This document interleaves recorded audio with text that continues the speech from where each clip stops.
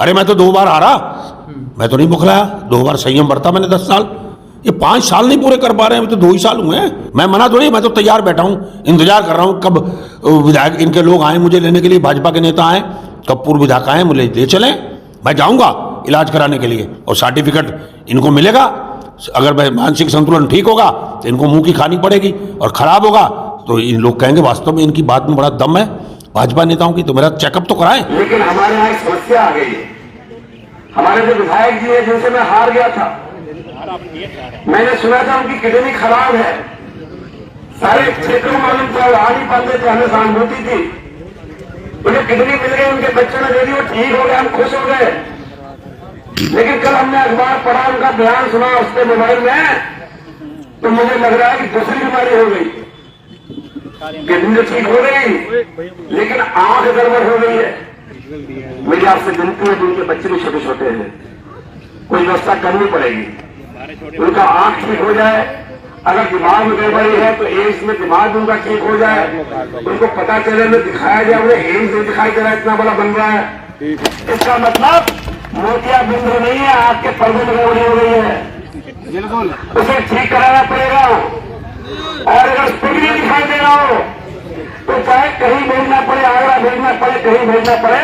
मैं चैलेंज कर रहा हूं, अगर ये मेरा नहीं कराएंगे तो मैं इनको अगर ये मेरा मानसिक संतुलन कराएं, चेक कराएं, नहीं तो मानहानि का दावा झेलने को तैयार रहें। मैं कोर्ट जाऊंगा, कोर्ट में इनको खींचूंगा। व्यक्तिगत टिप्पणियां हो रही हैं, हो रही है ना, देख लिया स्तर कितना गिर गया, इतना बौखला गए हारने के बाद। नमस्कार, मैं हूं नवल किशोर और आप देख रहे हैं हमारा Facebook page Kichha TV. Kichha में लगातार जो है बयानबाजियों का दौर जारी है, और ऐसे में जब पूर्व विधायक राजेश शुक्ला एक जनसभा को संबोधित कर रहे थे तो उन्हीं के द्वारा जो वर्तमान विधायक हैं तिलकराज बेहड़, उन पर टिप्पणी की गई, जिसके बाद माहौल बड़ा गर्मा गया और जो वर्तमान विधायक हैं तिलकराज बेहड़, उन्होंने एक वीडियो जारी कर अपनी जो बातें हैं वो कहीं। क्या पूरा मामला है, इसको समझने के लिए आज हम पहुंचे हैं किच्छा में, जहां पूरी बातचीत कर लेंगे आखिर किस तरीके से माहौल जो गरमाया है, क्या पूरा मामला। एकदम आपके बयान के बाद माहौल जो है वो पूरा गर्मा गया। देखिए, मैं तो बड़ा अचंभित हूँ कि एक भारतीय जनता पार्टी जो अपने आप को कहती है कि हम बहुत आदर्शवादी हैं, हम बड़े अनुशासित पार्टी हैं, बड़े पूरे देश के अंदर ढोंग रच रही है, उनके नेता किस तरह की भाषा बोल रहे हैं। और अजय भट्ट की मौजूदगी में सांसद हैं, अभी रक्षा राज्य मंत्री हैं, अभी वहाँ से हटे नहीं हैं वो। उनकी मौजूदगी में ये कहा जा रहा है कि उनकी आंखें खराब हो गई हैं, किडनी खराब हो गई थी, किडनी तो बदल गई, बेटे ने दे दी, अब आंखें कहाँ से आएंगी। और उनका मानसिक संतुलन बिगड़ गया है, और वो इतना बिगड़ गया है कि उनको आगरा तक ले जाने की जरूरत पड़ेगी, दिल्ली एम्स से लेके। अगर मेरा मानसिक संतुलन बिगड़ गया है तो ये जो काम इतना हो रहा है, और जो मैं इस प्रदेश के अंदर चाहे बीजेपी में रहा, चाहे आज 22 साल से कांग्रेस में हूँ, जो मेरा एक जनाधार है, जो मैं एक काम कर रहा हूँ, मैं सभी समाजों में काम कर रहा हूँ, मेरी इसलिए पहचान है। हिंदू, मुस्लिम, सिख, ईसाई, कोई ऐसा वर्ग नहीं है जो ना कहे, जिसके गांव में चाहे वो एससी गाँव हो, चाहे मुसलमान गाँव, चाहे हिंदुओं के बहुसंख्यक गाँव हो, चाहे पहाड़, हर वर्ग में काम हो रहा है। अब मेरे को ये कहना कि उनका मानसिक संतुलन खराब हो गया है, पहले चुनाव से पहले क्या कहा, मरा हुआ सांप आ गया, वहाँ की जनता ने नकार दिया, क्या क्या गंदी भाषा बोली। मैं तो ऐसी भाषा कभी किसी के लिए बोली नहीं, खूब अपशब्दों का प्रयोग किया। अब मैं जीत गया तो अब सब्र नहीं आ रहा, अब मार। अरे भाई, आप ही तो बोलते हो, आप ही के तो नेता वरिष्ठ बोलते हैं, आप भी बोलते हो कि कांग्रेस ने 70 साल में कुछ नहीं किया, और मैंने कह दिया 10 साल में कोई विशेष काम नहीं हुए तो बड़ी तकलीफ हो गई। आप 70 साल के लिए रोज गाली दे रहे हो हमको, कांग्रेस को, और हमने एक ही बात इतनी कह दी कि 10 साल के में कुछ नहीं हुआ, कि सांसद जी ने इस 5 साल में क्या किया, सवाल कर दिया, तुमसे सवाल कर लिया, तुम्हें इतनी दर्द हो गई। अरे मर्यादा तो मत भूलो, आप मालूम नहीं है कि मैं भी एक, जब आप किसी विशेष वर्ग को का प्रतिनिधित्व कर, तो मैं भी तो हूँ, मेरा भी तो समाज है। आप मेरे समाज को, मुझे गाली दे रहे हो, मेरे समाज को गाली दे रहे हो, पूरे पंजाबियों को गाली दे रहे हो, सारे समाजों, हर वर्ग के जो मुझसे प्यार करते हैं, चाहे वो पूरब के लोग हों, चाहे पहाड़ के लोग हों, चाहे अनुसूचित जाति के लोगों का, मुसलमान, आप सबका अपमान नहीं कर रहे। आप मेरा कह रहे कि उनको आगरा ले जाओ, तो भैया अपनी पार्टी को, तुम्हारी पार्टी की सरकार है, यहाँ से लेकर दिल्ली तक तो मुझसे इनको क्यों कह रहे हो जनता को? आप अजय भट्ट जी को कहो ना, मुख्यमंत्री से कहें हेलीकॉप्टर भेज दें। अगर चुनाव में तुम्हें इतनी तकलीफ हो रही है कि मैं काम कर रहा हूँ अपनी विधानसभा में, मेरा पार्टी का काम करना मेरा कर्तव्य बनता है कि मैं अपनी पार्टी को यहाँ से जितवाऊँ, मेहनत करूँ, जैसे आप अपनी पार्टी के लिए कर रहे हैं, मैं भी तो अपनी पार्टी के लिए कर रहा हूँ। तो आप इतने वो हो जाएंगे उत्तेजित कि आप मुझको अस्पताल भेज देंगे। तो ये यहाँ के लोगों को देखना चाहिए, उसके बयान की निंदा करनी चाहिए और वोट डालते समय देखना चाहिए कि हम क्या कर रहे हैं। किस आदमी को पिछली बार लोग कहते थे कि साहब हम इसको वोट नहीं देंगे, फिर भी लोगों ने दिया। अब भी सोच लें, अगर उसको अपना नेता बनाना चाहते हैं तो बना लें। तिलकराज बहड़ के साथ जितना वो कर सकता है, हल्के शब्दों का प्रयोग, कितनी अभद्र भाषा बोल सकता है, इससे ज़्यादा तो आज तक तो किसी ने नहीं बोली, आज तक तो कुछ नहीं किसी ने किया। हमारे वर्ग के लोग कितना वोट देते हैं उसको। तो आप पूरे प्रदेश के अंदर अपमान कर रहे हो।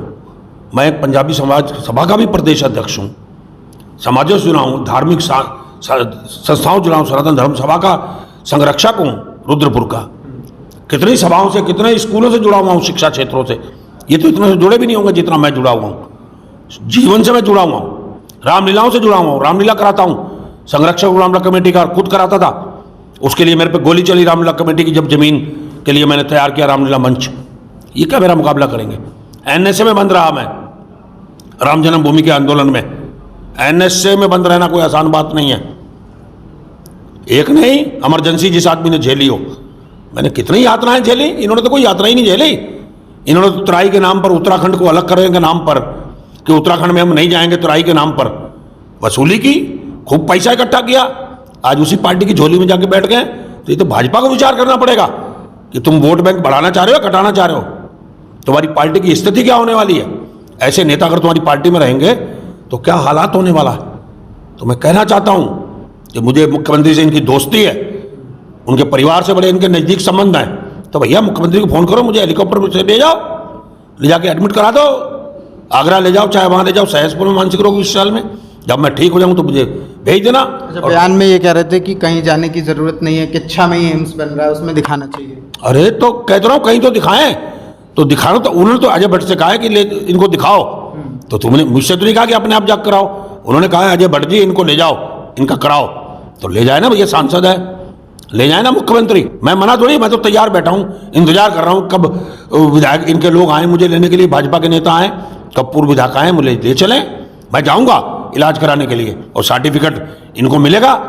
अगर मैं मानसिक संतुलन ठीक होगा तो इनको मुंह की खानी पड़ेगी, और खराब होगा तो इन लोग कहेंगे वास्तव में इनकी बात में बड़ा दम है भाजपा नेताओं की। तो मेरा चेकअप तो कराएं, मैं तैयार बैठा। अगर मेरा चेकअप नहीं कराते तो फिर सार्वजनिक माफ़ी मांगो जनता से कि हमने गलत तरीके से गलत बात कही है। अच्छा, इससे पहले जब आपका किडनी का हुआ था उसको लेकर भी कई बातें सामने आई थी कि उनके बेटे ने जो है किडनी नहीं दी है, बाहर से किडनी आई है। पहले भी इनके परिवार ने उड़ाया इन्होंने कि किडनी नहीं दी है। तो मैंने कहा जाकर देखो ना, वहाँ हॉस्पिटल में चले जाओ, साकेत में, मैक्स में, डॉक्यूमेंट्स देख लो, वहाँ ऑपरेशन किसका हुआ है, किसकी फर्जी तो हुआ नहीं इतने बड़े हॉस्पिटल में। इनकी सरकार है, जांच करा लें। और इन्होंने ये भी कहा अब गया कल गया उपचुनाव होगा, इन्होंने वोट मांगना शुरू कर दिया उपचुनाव। इतना ही नहीं, देहरादून में भारतीय जनता पार्टी की मीटिंग में इन्होंने ये बोला कि साहब मैं उपचुनाव लड़ूंगा, मेरी टिकट का और मेरी मदद करनी है, वो बस निपटने वाले हैं।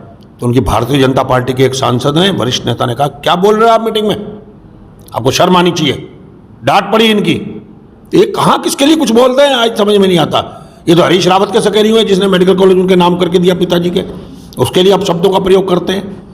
मैंने हरा दिया, मैंने कर दिया, आज तक उसका एहसान नहीं लिया। तिवारी जी की आज तक प्रशंसा नहीं की।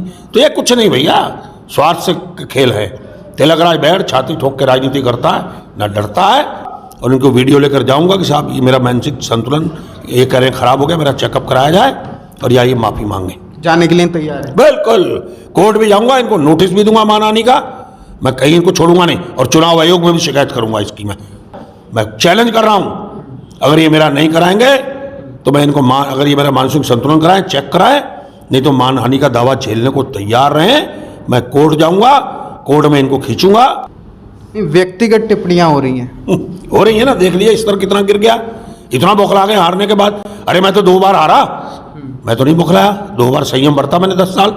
ये 5 साल नहीं पूरे कर पा रहे हैं, अभी तो 2 ही साल हुए हैं, अभी तो 3 साल और हैं। भारतीय जनता पार्टी से कहना चाहता हूं कि सीख दो अपने नेताओं को, नहीं तो क्या बोलने की ट्रेनिंग दे दो। पूर्व विधायक अपनी हार नहीं पचा पा रहे हैं? अब ये तो वो जाने, मैं उनके बारे में कोई व्यक्तिगत टिप्पणी नहीं करना चाहता। मैं तो कहना चाहता हूं अजय भट्ट जी को, उधर से भरपूर, मैं तो अजय भट्ट जी को, उन्होंने कहा है कि इनका चेकअप कराओ। मैं तो अजय भट्ट जी से और इनके सबसे उत्तराखंड के सबसे खास मित्र, जिनके संरक्षण में यहाँ सब कुछ चल रहा है, जिनके नाम पर यहाँ जो खेल हो रहा है किच्छा विधानसभा में, किसी से नहीं छुपा हुआ। मैं वो खोलना नहीं चाहता कौन कौन उसके अंदर शामिल है। आज भी चल रहा है वो मुख्यमंत्री जी के नाम पर। तो मुख्यमंत्री जी उनके खास है, सबको कहते हैं, अधिकारियों को धमकाते हैं मेरे मुख्यमंत्री खास है। भैया कराओ मेरा चेकअप, क्यों नहीं मुख्यमंत्री कराते? मैं तो मुख्यमंत्री जी को भी कह रहा हूँ चेकअप कराओ, अपने नेता का कहना तो मानो। इतना बड़ा नेता है, इतना बड़ा उसका कद है, तराई का इतना बड़ा कमेटी बना के उसने लड़ाई लड़ी है, सारे पेड़ कटवाए, सड़कों पे गिराए, पैसा इकट्ठा किया तराई बचाओ के नाम पर, अब तुम्हारी गोदी में आके बैठ गया है। तो इससे बड़ा नेता और कहाँ होगा तराई में? कोई है ही नहीं। हम लोग तो कुछ भी नहीं है, हम तो मक्की की तरह मसल दिए जाएंगे हम तो। इसका खामियाजा लोकसभा चुनाव में देखना। अब ये तो वो जाने, उनके नेता जाने क्या होगा। मैं तो अपील कर रहा हूँ समाज को, सारी विधानसभा के लोगों को, कि आपके विधायक का मानसिक संतुलन बीजेपी ने घोषित कर दिया है। मुझे दिवालिया घोषित कर, दिमाग से दिवालियापन मेरा घोषित कर दिया है भाजपा ने। ये पागल हो गया है विधायक तिलकराज बेहड़, पागल हो गया, इसका मानसिक संतुलन खत्म। क्या मानते हैं किच्छा की जनता को भड़काने की कोशिश की जा रही है? अब ये तो यही जाने, अब इसका इनको मिल जाएगा जवाब, और कुछ अब मिल जाएगा, और अगला जब तिलकराज बेहड़ अगला चुनाव जब उतरेगा तो फिर सारा का सारा जवाब उस समय इनको बहुत अच्छे तरीके से उस समय भी मिलेगा। जनता से इस बयान को लेकर क्या कहना है? अब जनता से कह दिया मैंने, कहा जनता विचार करे। ये तो जनता को देखना है कि पूर्व ये भाजपा के जो नेता कह रहे हैं वो ठीक कह रहे हैं या तिलकराज बेहड़ ठीक है। मैं तो रोज खुशी गमी में जा ही रहा हूँ ना, वोट मांग रहा हूँ, मेरा मानसिक संतुलन बिगड़ गया तभी तो मैं मांग रहा हूँ। अब इसका जवाब जनता देगी, अभी नहीं, कुछ अब दे देगी, और कुछ आने वाले चुनाव में जब विधानसभा का चुनाव होगा तो दूध का दूध पानी का पानी हो जाएगा कि मेरा मानसिक संतुलन खराब है या आगे क्या है। तो ये थे हमारे साथ किच्छा के वर्तमान विधायक तिलकराज बेहड़ जी, जिन्होंने अपने बयान को लेकर साफ तौर पर बातें साफ कर दी हैं। जो पूर्व विधायक की तरफ से एक जनसभा में जो बातें कही गई थी उसको लेकर उन्होंने अपनी एक वीडियो भी जारी की है। वो लोग आप लोग इस वीडियो के माध्यम से आगे आपको क्लिप दिखा दी जाएगी। फिलहाल बने रहिए किच्छा टीवी के साथ। बहुत बहुत धन्यवाद। लेकिन हमारे यहाँ एक समस्या आ गई है। हमारे जो विधायक जी है जिनसे मैं हार गया था, मैंने सुना था उनकी किडनी खराब है, सारे क्षेत्रों में मालूम था, आ नहीं पाते थे, हमें सहानुभूति थी। उन्हें किडनी मिल गई, उनके बच्चों ने दे दी, वो ठीक हो गए, हम खुश हो गए। लेकिन कल हमने अखबार पढ़ा, उनका बयान सुना उसके मोबाइल में, तो मुझे लग रहा है कि दूसरी बीमारी हो गई। किडनी तो ठीक हो गई लेकिन आंख गड़बड़ हो गई है। वो कह रहे हैं मोदी की सरकार ने 10 साल में कुछ नहीं किया। वो कह रहे हैं दानी की सरकार ने 10 साल में कुछ नहीं किया। वो कह रहे हैं अजय भट्ट ने इस पूरे लोकसभा में 1 किलोमीटर सड़क नहीं बनाई, कोई काम ही नहीं किया। और 10 साल राजेश शुक्ला यहाँ विधायक रहा, उसने भी कुछ नहीं किया। मेरी आपसे विनती है, उनके बच्चे भी छोटे छोटे हैं, कोई व्यवस्था करनी पड़ेगी। उनका आंख ठीक हो जाए, अगर दिमाग में गड़बड़ी है तो एम्स में दिमाग उनका ठीक हो जाए, उनको पता चले, में दिखाया जाए। उन्हें एम्स नहीं दिखाई दे रहा, इतना बड़ा बन रहा है। उन्हें इतना बड़ा मेडिकल कॉलेज पूरा हुआ, वो नहीं दिखाई दे रहा। उन्हें शिक्षा के बच्चे डिग्री कॉलेज पढ़ रहे, मॉडर्न डिग्री कॉलेज में, वो नहीं दिखाई दे रहा। उनको एग्जाम नहीं दिखाई दे रहा, म्यूनसिपल कोर्ट नहीं दिखाई दे रहा। जिस सड़क से भी हमारे हॉस्पिटल बनी वो नहीं दिखाई नहीं दे रही है। ये हाईवे जो आपने बना दिए, यहाँ से दिल्ली जाना हो 3.5 घंटे पहुंच रहा, वो नहीं दिखाई दे रहा। इसका मतलब मोतियाबिंद नहीं है, आपके पर्दे में गड़बड़ी हो गई है, उसे ठीक कराना पड़ेगा। और अगर कुछ नहीं दिखाई दे रहा हो तो चाहे कहीं भेजना पड़े, आगरा भेजना पड़े, कहीं भेजना पड़े, उनका दिमाग ठीक कराना पड़ेगा। क्योंकि ऐसा झूठ बोल करके हमारे गरीबों को गुमराह करना चाहते हैं, आगे जनता को। लेकिन जनता गुमराह होने वाली नहीं है।